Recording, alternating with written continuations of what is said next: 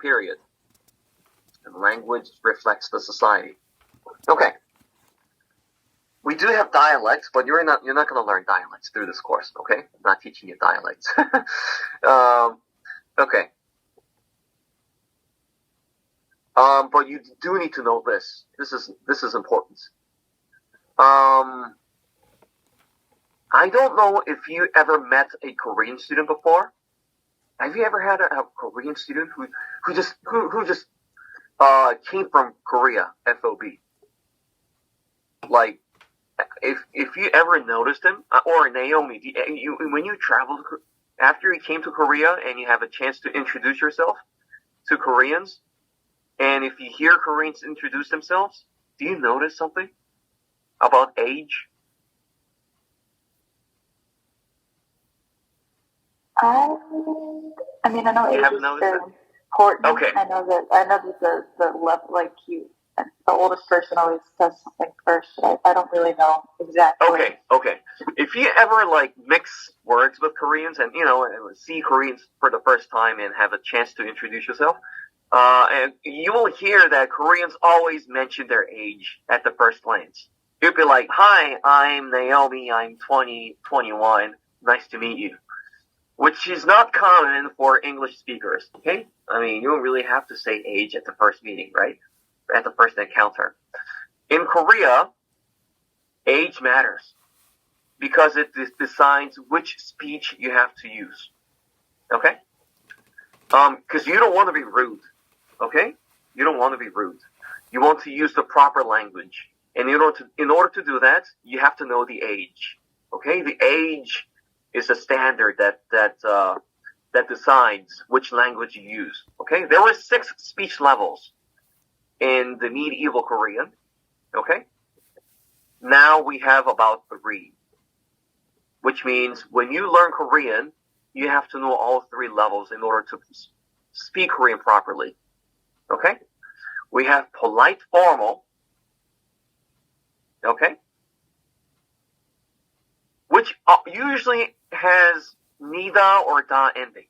Like 감사합니다. Right? Which means thank you. Okay? 반갑습니다. Nice to meet you. Nida endings. Okay? And polite informal, which usually comes with the yo endings. 안녕하세요. Hi. Right? 미안해요. I'm sorry and stuff. Okay? And then we have casual language. Okay? It's a sign of intimacy. Okay? You can't use casual to anybody. Polite formal, you can hear that in speeches like presidential inauguration. Okay? When the president is inaugurated, he's coming into the office and he's saying something to Koreans, he has to use a polite formal language. It's a formal event, right? Usually, a lot of times you use polite informal. Okay? It's the first day of the class. You go meet the professor. You go meet your new friends. You usually say polite informal. Okay? You still want to be polite, but you don't have to be all that formal. Okay? Casual speech can only be spoken to people who are younger than you or really close to you. For example, you can use casual language to your siblings. That's okay. I mean, your older brother, your younger sister, you can use casual language. But you can't use casual language to your teacher. Okay? Your teacher is usually much older than you. And aside from the age, your teacher is always considered equal to your parents' rank. Okay? You can't be casual. Okay? Alright, so age is a big thing in Korea, which is why they mention their age at their first encounter, and they want to know about your age, because they don't want to be rude. Okay? Now, in this class, we're going to learn polite informal language, because it's the most safe starting point. Okay? It's always safe to start politely. Okay, and it's also easy to learn casual later. Okay, it's always easy to learn polite first and move on to casual, than to learn casual first and use polite, because this is a bit more complicated than this one. Okay, we're using a bit more complicated form first. Okay, I'm not teaching you casual in this course, but if you ever have a chance to learn Korean further, it will be easy to pick up casual language once you know the polite. Okay? All right. All right. Another thing about Korean language is that it's hard to say you. This is a difficult concept for a lot of speakers in the world. You, which is said no in Korean, can only be used in the casual language. I mentioned these three languages, right? You can only be said in casual speech. You can't say you politely in Korean. Okay? So you always have to use the third person speech. For example, if you talk to the teacher, okay, and say you are, I don't know, you are happy or you look happy to the teacher. You can't say you look happy in Korean. You have to, oh, the teacher looks happy. Okay, you have to use the third person speech to be polite. Okay? Which is why you can only use you in casual speech. Okay? Usually you use the title like 선생님, teacher, or, you know, if you talk to like your boss and the boss has a title, use a title like assistant manager looks happy, you know? The president looks happy. If you have a title, it's safe to use the title. If you don't know the title, you can attach something at the end of the name, to make it polite. You know, just like you do in English with Ms. and Mr. and Doctor and stuff. Okay? You have the similar thing in Korean. Okay? So instead of like, you know, Wonjin looks happy, you have to say Mr. You looks happy. You know? Okay? It's hard to say, but you can never say you look happy politely. Okay? There is no generic you that can be used politely. Okay? You have to use the third person nouns. That's something that needs to be stressed before you actually move on to the language, because otherwise you would be like, why do you say that way? Okay? When you're directly talking to that person, why don't you say you? Because you can't. Okay. Writing system. I briefly mentioned that we did not have writing system until 1443. Before 1443, we still had Korean language, but you did not have Korean writing system. So what did we do? We borrowed alphabets from other cultures to express our own language, mainly Chinese. Okay? So you had to like use Chinese characters to express Korean. Now there are very different languages, and it was very difficult.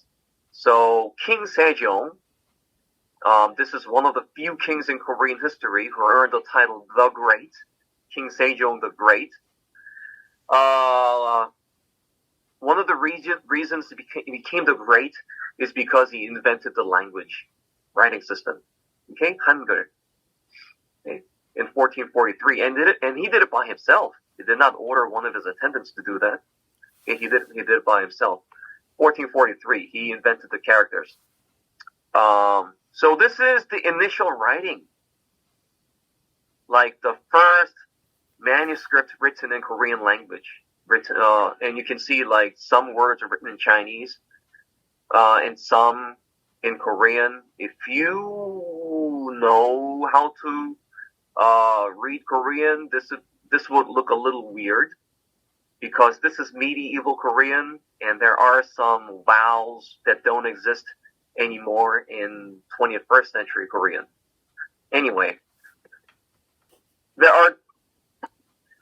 initially there were 28 characters. Now we have 40. Okay, we were learning 19 consonants and 21 vowels over the next 5 weeks. Okay, Now, let me show you how Korean is formed. So in this character, this is read ha. Okay? Ha. Now, consonant is on the left. So this red marked part, that's the consonant, indicating the sound H. Ha sound. Okay? And this part marked blue on the right, that's the vowel.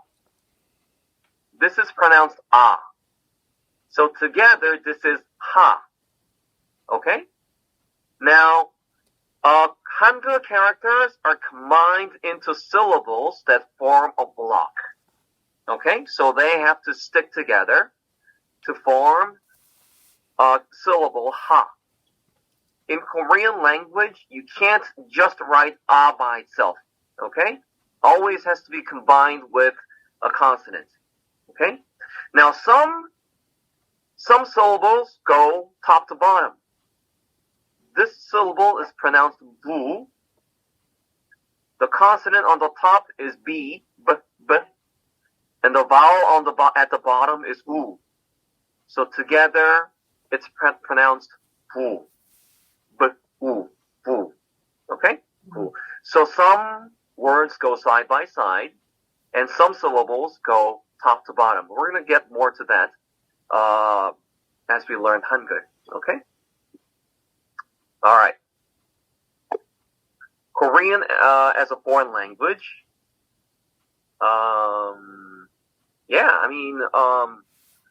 The Korean learners, the number of Korean learners was very low.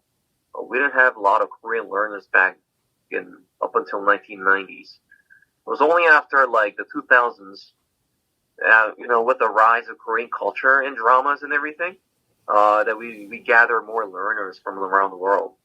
Okay? Some tips for you.